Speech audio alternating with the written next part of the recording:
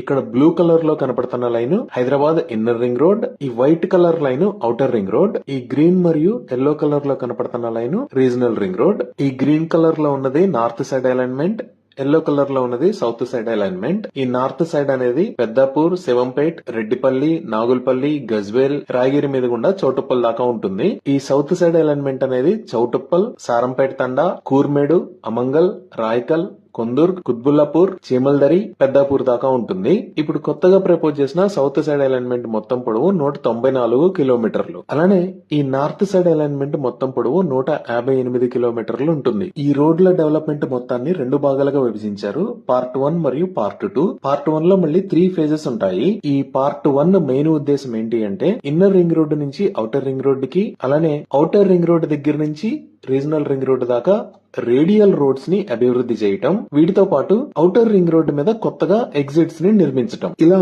కొత్తగా ప్రపోజ్ చేసిన 3 ఎగ్జిట్స్ ఏంటి అంటే ఎగ్జిట్ 1A కి, ఎగ్జిట్ 2 కి మధ్యలో సుమారుగా జన్వాడ దగ్గర ఒక ఎగ్జిట్, తర్వాత ఎగ్జిట్ 11 కి, ఎగ్జిట్ 12 కి మధ్యలో కోహెడా దగ్గర ఒక ఎగ్జిట్, తర్వాత ఎగ్జిట్ 8 కి, ఎగ్జిట్ 9 కి మధ్యలో ఇక్కడ ఒక ఎగ్జిట్ ని ప్రపోజ్ చేశారు.